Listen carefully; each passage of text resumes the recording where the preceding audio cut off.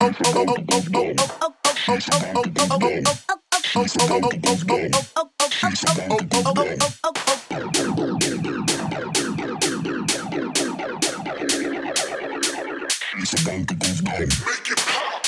it. Chance. Closer. Hey everyone, welcome to the Pops and Drops podcast. On this week's episode, we have Caspian Khw, who's a music producer based out of Ottawa. He's also a synth enthusiast, and he loves to play around with different video game sounds and themes. How's it going?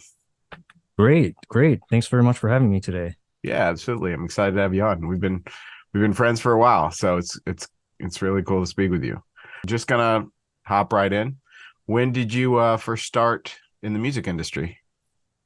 Well, a long time ago, actually, to be honest. I guess in little school when I was a little kid, got my first starts joining a ukulele class, grade 3, 4 kind of deal. And at the same time, I had joined my school's children's choir and did some recording with them and a little bit of touring. And I got a little bit of experience there, a taste of what the music in my life was going to be. But really, it's in junior high school when music really kicked in for me. I had joined my school's band, and I had it in my mind that I was going to learn to play the drums. But my music teacher wanted me to learn piano, actually, which something I wasn't really prepared to commit to, at the time. His vision wasn't my vision, basically. So once I got into high school, and late in high school, actually, I'd learned how to play bass guitar on my own.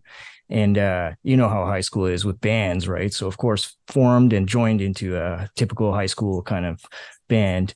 And after high school, kind of went solo on my own, learned some guitar, formed some college bands, but life has a way of separating bands. Yeah. So the solo thing has been my tried and true, and that's how I kind of got into electronic music, away from, guitar, bass, drum kind of ensemble, and more into like learning MIDI, lighting, DMX and stuff like that, to be a one-man show. Nice. Was there a moment where when you were in the bands in college and high school, what was was it rock, or what was the kind of music that you played? Yeah, it was more like punk rock, like pop punk of the day in the 90s, Yeah. So was there a moment that really made you decide to switch over to EDM? Was it like a festival, or was there a certain artist that kind of influenced you to make the switch?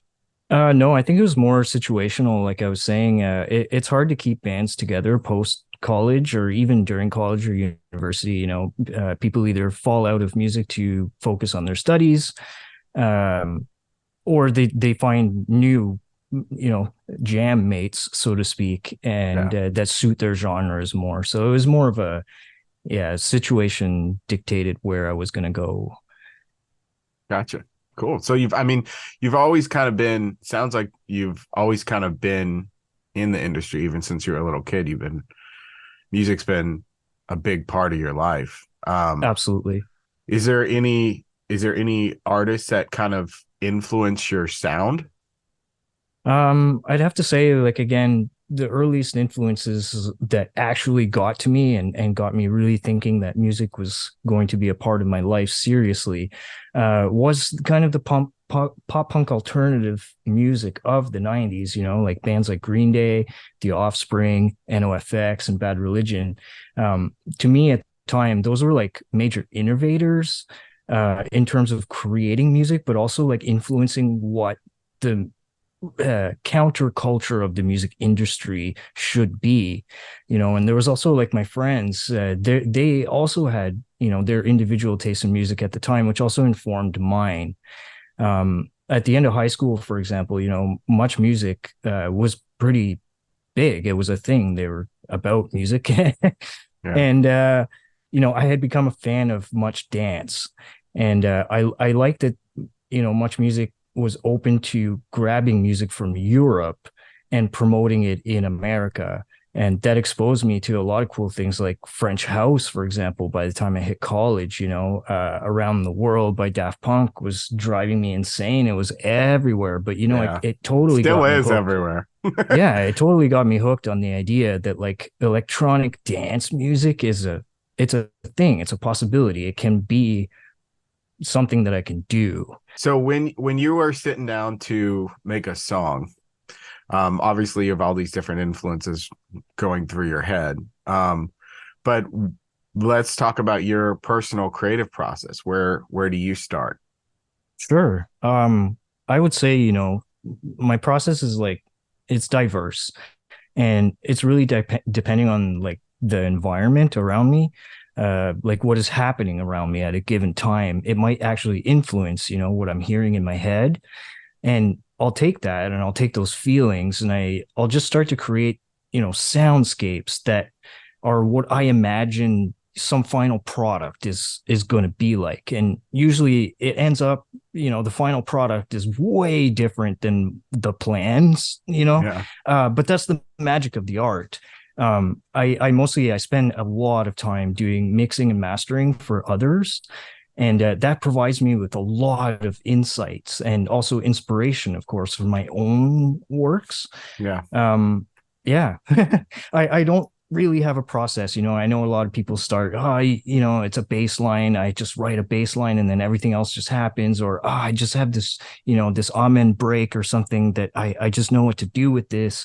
It's never like that for me. There's never a set template of like, oh, this is where I start and this is where it's going to end up. It's always kind of a surprise. And I kind of like that. Yeah. That, I mean, similarly to me, I don't really, I can start from any angle. It's all kind of what is inspiring me in the moment, what the universe kind of sends into my brain. Um, Yes, yeah, so I see that. That's awesome. I feel that. Yeah. So as you've grown as an artist, what kind of hurdles have you faced or have you dealt with them? Man, hurdles are, as any artist is and knows, there's many obstacles and challenges that face us. For me personally, I think some of the more difficult ones are the obvious ones, the financial ones and the social limitations. Yeah. But over time, I've learned to diversify my skill set and use that as a means of generating income, but also, to establish myself and my brands into the music sphere, both locally and internationally. Something that I really couldn't have predicted in the past, because I'm kind of old now, I'm in my 40s now, but it's really wonderful today that we have this globalization of the world through technology like the internet. Yeah. And I strongly feel, that nothing has opened more doors to me in my life than social networks of peers that you choose yourself. Especially with the connection of the internet, you can not only collaborate with artists from around the world, but you can become friends with them and Absolutely. grow together. Is there anything crazy that's ever happened to you, either going to a festival or a concert or performing?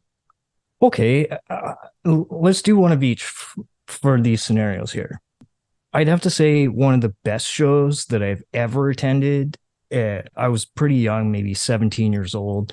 It was going to go see Tool, probably around the year 2000 or 2001. Nice.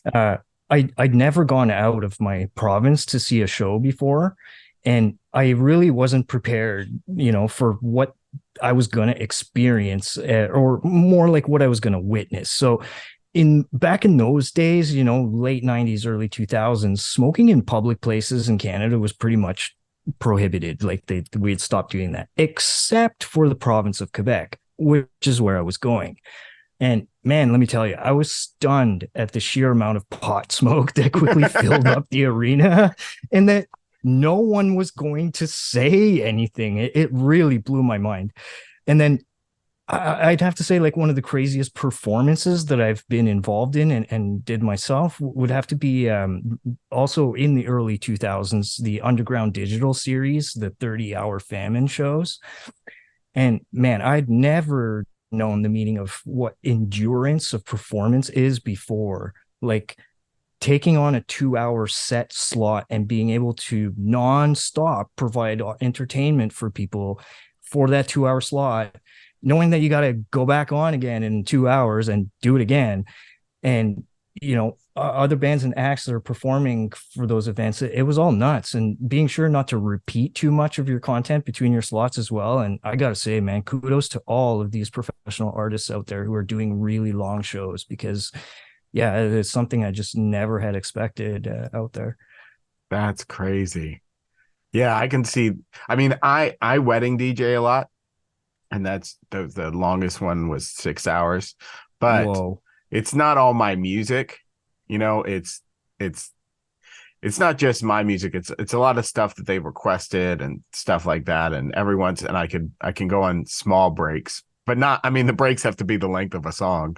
they're not Yeah, exactly. they're You have to not like hurry. yeah, they're not like super long breaks, but it does take endurance, man. And I mean, my back was killing me when I do the longer ones. My back's always killing me. I need a massage when I get home. Like it's rough. And I just did when was that? I think it was September. Yeah, it was in September. I did a 5 hour long house set at a bar and grill here in my small town. And that was and the my when I was first going, my one of my speakers wasn't connected properly, and so it was Oh only no. only coming out of half the thing. um Luckily my dad was there, and he ran up and he's like, it's now coming out of this side. And I was like, oh shit, man. And I was still like I was still like trying to get in the groove, and he like fixed it for me in like On the three, fly. yeah, on the fly. And I was like, dope, thank you, man. And he's like, you got Beautiful. it. Yeah, I mean, my dad was the DJ, so he was like on top of that. So yeah, yeah. That's beautiful. Let's talk about ghost work a little bit. Sure. How did you get involved with ghost work records? How did you? Ghost Work Records is something that kind of appeared in my life. At first, it was a very small idea that I was going to, my friends and I are all artists and musicians, and we all work together. And I just thought it would be a clever outlet for us workers to be able to create music together and publish it together. Yeah, And just to get it out there, both as a like a bonding experience of sorts, yeah, um, and it kind of worked, but it really it took off and it snowballed from there. Within the first year, we expanded to 10 artists in our roster, and now we currently have up to 20. And it only took 5 years to get there, really, but it's been a long, slow process, a big learning curve. We are an independent label, so we're not backed by anybody. Everything is self done and self funded, and it's nice. We pride ourselves to have extreme high quality art and artists and music for our fans to listen to and enjoy, while staying underground instead of being, mainstream sellout, because that's kind of never was the goal yeah, for us, and it shouldn't be either. I mean, fame is nice, but it and money is nice as well, but it's really the art itself is where the heart of this project lies. yeah. It's about getting the art out there and making sure that your music touches somebody. That's Exactly. that's really cool. Have you faced what kind of so what is it like starting a label? What is the what kind of difficulties did you face, and how did you guys go about growing so quickly, and uh, especially recently? Yeah, so I mean it's mostly an effort in group networking, Yeah, more than anything else, to grow a fan base of listeners who enjoy what you make and that are going to loyally wait for you for your next single or your next album. And at the same time, looking out and scoping new talent, always looking for the little guy, someone who's not known, who only has two fans, but they're making amazing music and really need that opportunity to be heard. Ghost Work Records functions very much like a individual collective. So the label has standards for sharing dividends on revenues and things like that with our artists. We're like I said, we're not doing it for the money. So our artists manage to retain their independence, even though they get the support of the label in their endeavors. And we've built a pretty good community online, both on Facebook and on Discord. And we have fantastic artists who are teachers in their own rights, willing to share their knowledge in how to work a DAW in and out, compositional structuring, even like basic music lessons. It's all part and parcel with the idea of Ghostwork Records. How would someone submit to join you guys if there's any listeners out there that want to figure out how to get in contact with you? The best thing would be to follow us on Facebook, our Ghostwork Records page on Facebook. And you could always DM me, Caspian Khw. I'm everywhere. Currently, I do not have openings for the next 6 months ish. That's awesome. That's a very good thing. Yeah, exactly. But we do plan on expanding again in the coming year. And when that does happen, we will publicly outreach individually to the people that we are interested in working with. Cool. So do you have any big long-term goals for the record or for yourself as an artist? I mean, like my own personal biggest long-term goals would be, of course, to grow my label project's audience, refine our content, and invite more artists to participate in the community of Ghostwork Records. But it would also be nice bonus, to be able to earn a living from the project. That would be really cool as a long-term goal. Yeah, that's something that's definitely going to happen. I can see that. Yeah. So And then I good. guess, like, I mean, a personal goal of mine, I guess, would be to have a proper digital studio space for me to work in. Something that have enough room for maybe a 32 channel SSL console. Hey, that would be really great. Nice. And then, of course, working my way to becoming a certified mastering engineer. Ultimately, that's where my personal interest lies, in the wiring, miking, and knob twisting and fader pushing, routing, and that sort of stuff. For me, that's the magic stuff that does it for me, more so than composing music, although it's hand in hand, right? You can't escape the one without the other. Yeah. And I guess long term, I'd like to have a few more albums out, and then, yeah, of course, bring Ghostwork up into maybe some recognition level of, people know what Ghostwork Records is, or maybe know an artist or two that are on the label. That would be a really cool validation kind of feeling. Yeah. So 10 years from now, everything goes to plan. If everything lines up exactly how you want it to line up, where will you be in 10 years?